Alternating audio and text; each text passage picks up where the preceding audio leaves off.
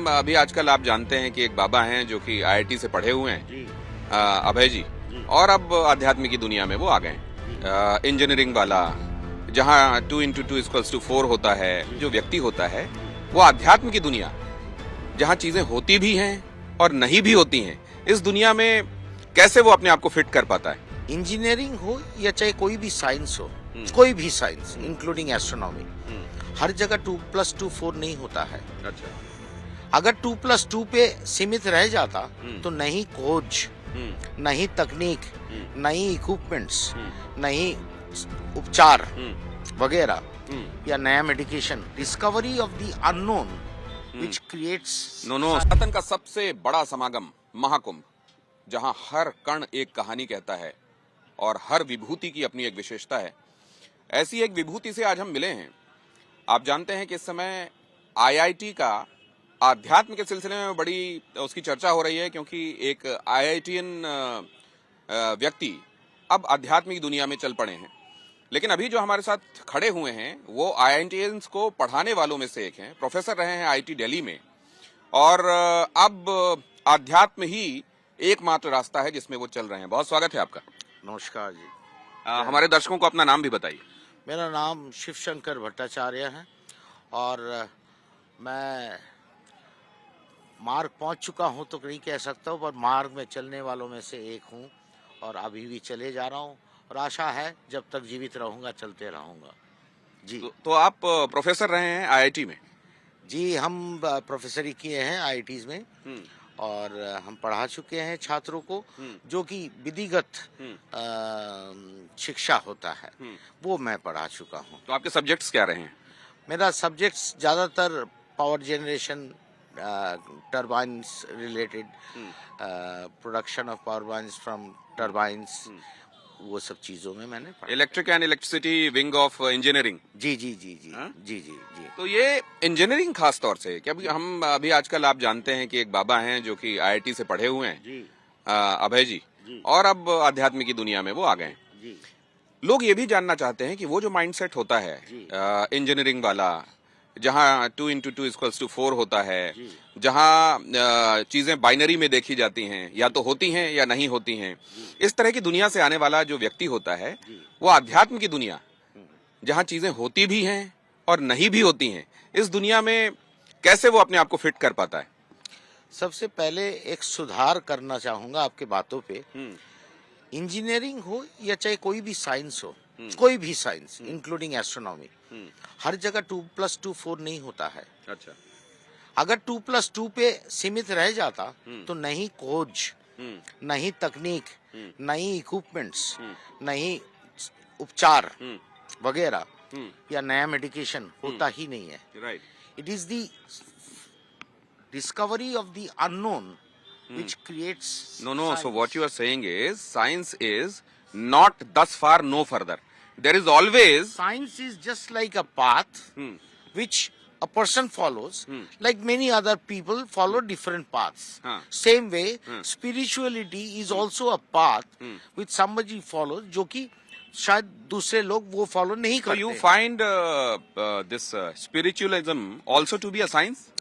Definitely yes. Spiritualism in itself, जब roots को देखा जाए यानी कि जड़ को देखा जाए, तो जड़ जहाँ था, साइंस की जड़ भी वही है। और वो क्या है? वो है एनालिटिक्स, यानी कि analytical discussions and notations and discourses and debates. So whether it is science और it is spiritualism, the path is different, but the process remains the same. So engineering is just an extension of science. Same way, spirituality is also an extension of science. तो ये जो कहते हैं कि युग सहस्त्र योजन पर भानु लील्योताहि मधुर फल जानू, जब कहा जाता है तो तभी ये पता था कि यहाँ से धरती से सूर्य की दूरी कितनी है। और न जाने हमारे मनीषियों ने कौन कौन सी वो गणनाएं पहले ही कर ली जो विज्ञान अभी तक करने में सक्षम नहीं हुआ है। इस लिहाज से आप देखते हैं तो क्या पाते हैं?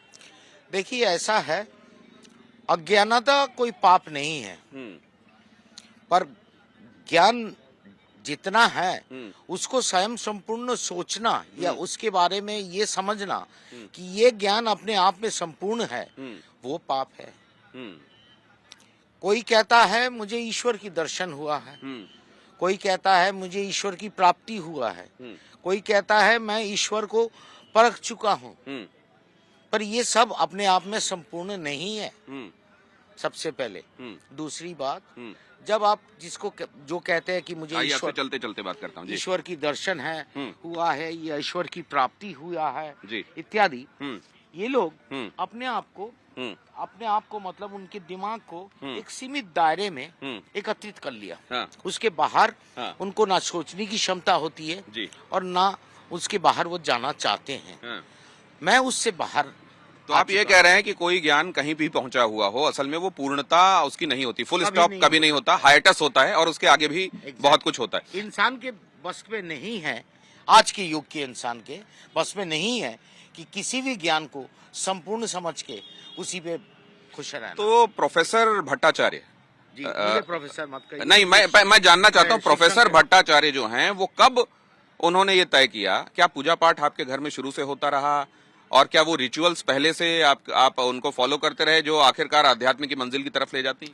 जी, इसके विषय में बताना चाहूंगा। हमारा 7 पीढ़ी पहले से ही हम्म 7 पीढ़ी पहले से ही माता की साधना में, माता की पूजा में, हमारी घर में तो मतलब ये ब्राह्मण की टोल चलता था। माता महाकाली की पूजा। जी, जी। ब्राह्मण की टोल चलता था हम्म और ब्राह्मण की टोल चलने के नाते हमारे पूर्वज जो थे हम्म वो सारी ज्ञानी पंडित थे हम्म और वंशधारा के अनुकूल मैंने भी पूजा पाठ से अपनी जिंदगी शुरू किया था।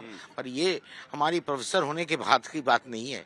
जब मैं 8 साल के थे तब से था। नहीं तब तो से वहां वो बीज पड़ गया जो बाद में प्रस्फुटित हुआ, पल्लवित हुआ। जी। लेकिन आपने फिर ये तय कब किया कि अब जिस दुनिया में आप हैं उसको अब नमस्ते करना चाहिए और अब अध्यात्म की राह में चलना चाहिए? देखिए, सबसे पहली बात तो एक शोधन कर दूं, मैं उस दुनिया को नमस्ते नहीं किया है। अच्छा। उस दुनिया को मैं इज्जत करता हूं और आज भी करूंगा और आगे भी करता रहूंगा। और उस दुनिया को के बारे में भी यदि कभी बातचीत होता है मैं तब हिस्सा जरूर लेता हूं। पर मेरी मूल जो समय है वो केंद्रित हो चुका है इस वक्त आध्यात्मिक और साधना और सोच। तो परिवार है आपका? जी, मेरा एक ही पत्नी है।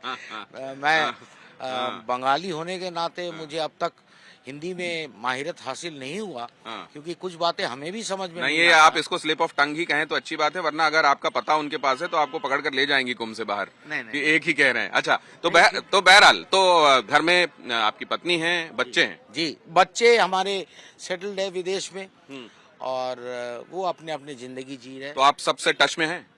जी, मैं व्यक्तिगत रूप से अपने बेटे से टच में नहीं हूँ पर बेटी से टच में हूँ और मेरी धर्मपत्नी जो है दोनों के टच में है। उनसे टच में नहीं रहने की कोई वजह? वो संपूर्ण व्यक्तिगत कारण है, उस पे मैं ज्यादा अच्छा, चर्चा ठीक है, वो अध्यात्म से जुड़ा हुआ नहीं है। नहीं, मतलब नहीं। आपने कोई ऐसा नहीं है कि आपने अपने परिवार में कुछ लोगों को त्यागा है या परिवार को त्यागा? ना मैं आज तक त्यागा ना मैं कभी त्यागूंगा क्योंकि अच्छा, वो ये तो बताइए, हमें अभी कुछ मेरे ख्याल से 1-1.5 साल पहले भी मिले थे। तो संसार में रहते हुए आदमी जी, डे टू डे लाइफ की जो ग्राइंड होती है, दुनियादारी जिसको कहते हैं, जी। उस दुनियादारी में रहते हुए क्या वो आध्यात्मिक रह सकता है? संपूर्ण रूप से। मैं इस पे एक बात कहना चाहूंगा कि जो कहता है कि मेरे पास समय नहीं है वो अपने आप को, सिर्फ अपने आप को नहीं, समाज को, अपने आप को, अपने परमेश्वर को झूठ बोल रहा है। क्योंकि हमारे को खाना खाने की समय निकाल लेते हैं हम, चाहे दिन में 1 बार हो, 2 बार हो, 3 बार हो, जैसे भी हो। हम शौच के लिए समय निकाल लेते हैं, उसी तरह हम चाहे तो परमेश्वर के लिए भी समय निकाल सकते हैं। बट मुश्किल ये बात है कि हर चीज को अगर हम जोड़े कि जिसको हम इंग्लिश में कहते हैं रिटर्न ऑन इन्वेस्टमेंट, तो रिटर्न ऑफ इन्वेस्टमेंट यानी कि मेरी वापसी क्या आ रहा है इसको करके, मुझे मिल क्या रहा है? मुझे मिल क्या रहा है, वो सोच से जो आध्यात्मिकता पे जाता है या उस मार्ग पे चलने की कोशिश करता है वो कभी सफल नहीं होता और वो बीच रास्ते में ही सोचता है। तो वो लोग जो मंदिर जाते हैं कि भगवान मुझे पास करा दो, भगवान मुझे नौकरी लगवा दो या भगवान मेरा अमुक काम करा दो, मैं ये प्रसाद चढ़ाऊंगा। मैं तो एक ही बात कहना चाहूंगा, भगवान कोई किराने का दुकान नहीं है। जी 1 किलो साबुन दे दो, 2 किलो दाल दे दो, एक टूथपेस्ट दे दो, एक टूथब्रश दे दो। भगवान कोई किराने का दुकान नहीं है। अगर आप एकाग्र चित्त से उनकी नाम लेंगे तो भगवान आपको वो देगा जो आपको चाहिए। पर अगर आप मांगने के मूड में हो तो मांगने के लिए शारीरिक इंसान ढूंढिए। आप ये बताइए कि जैसे हमको परिवारों में जो संस्कार मिलते हैं, जी। आपको भी परिवार में ही वो संस्कार मिले, जी। लेकिन आपको लगता है कि हमारी शिक्षा दीक्षा में भी इसका पर्याप्त समावेश होना चाहिए ताकि पर्याप्त एक्सपोजर हमारे अपनी संस्कृति, परंपरा और अध्यात्म की तरफ जो होना चाहिए उसके लिए कंड्यूसिव एटमॉस्फेयर तैयार हो। ऐसा ना हो कि लोगों को बहुत भटकने के बाद अपनी मंजिलें मिले, उसके लिए एक तय रास्ता, एक तैयार रास्ता पहले से हो। मैं सिर्फ इसको एक ही लाइन पे कहना चाहूंगा, हर स्कूल में, हर कॉलेज में, हर शिक्षा विद्यालय में अगर एक ही चीज सिखाया जाए, एक ही चीज सिखाया जाए तो सिर्फ आध्यात्मिक नहीं, साइंस, इकोनॉमी, फाइनेंस, योर आध्यात्मिकता, रिलीजन, हिंदुइज्म और any other ism, whatever it is, जिस दिशा पे उसकी मन लगता हो उस दिशा पे, उस मतलब वो स्तर पे पहुंच सकता है जो कि आम तौर पे वो नहीं पहुंचता। And that is the art of concentration and meditation. Art of concentration and meditation. और प्रोफेसर रह चुके और अब अध्यात्म की दुनिया को ही अपना सब कुछ मानने वाले ये जो व्यक्ति हैं, उनका कहना यह है कि बगैर आधार के, बगैर जमीन के जैसे पेड़ नहीं उग सकता, वैसे ही गमले में उगाने की कोशिश होती है, लेकिन गमले वाले पेड़ और जो प्राकृतिक रूप से लगे हुए पेड़ होते हैं उनमें बहुत फर्क होता है। और दूसरे ये भी कि भगवान के पास अगर आप सिर्फ मांगने के लिए जा रहे हैं तो आप असल में कहीं चूक कर रहे हैं। अगर आप बगैर किसी स्वार्थ के भगवान की तरफ चलना शुरू करेंगे तो आपको अपने आप वो चीजें हासिल होने लगेंगी जिनकी शायद आप कामना करते हैं। ये भी कि संसार में रहते हुए भक्ति का मार्ग अपनाएं, आध्यात्म का मार्ग अपनाएं, संसार को छोड़ने की आवश्यकता नहीं है। वो लाइनें भी मुझे याद आ रही हैं कि संसार से भागे फिरते हो, भगवान को तुम क्या पाओगे। और बहुत धन्यवाद। ये बात कह के खत्म करना चाहूंगा अगर आपकी आज्ञा हो, कि मैं ये मानता हूं कि ईश्वर, अगर हम ये मानते हैं कि तीनों लोकों में मौजूद है तो उसको ढूंढने के लिए मंदिर में भी जाने की जरूरत नहीं है, किसी मस्जिद या किसी गिरजा में भी जाने की जरूरत नहीं है। अपने अंदर झांको, और वो झांकने की तरीका है कंसंट्रेशन एंड मेडिटेशन। और उसके लिए आपको संसार या संसारी छोड़ के आपको गृहत्यागी बनने की जरूरत नहीं है। अपना खोज अपने परमात्मा जो कि हमारे अंदर बसे हुए, उसको अगर खोजो जिस भी मार्ग में हो, चाहे वो पढ़ाई के मार्ग में हो, चाहे आध्यात्मिकता से हो, चाहे मंत्रों से हो, अगर आप उस मार्ग को खोजते हो तो आपका ईश्वर से मांगना नहीं पड़ेगा। अगर ईश्वर सर्वज्ञानी और सर्वज्ञापी है तो उनको सब पता है आपको चाहिए क्या। उनको सब पता है आपको क्या चाहिए। संकेंद्रण के साथ और योग के साथ अपने आप को परमात्मा के साथ जोड़ने का नाम ही अगर योग है। और अगर आप ये करते हैं, थोड़ी देर आप जहां भी हैं वहीं अंतर्मुखी होकर अगर ध्यान करते हैं, तो आपके उन सवालों के जवाब आपको मिलने शुरू हो जाएंगे जिनकी तलाश में अभी तक आप भटकते रहे हैं। ये मैं बातों का सार समझता हूं जो आपसे।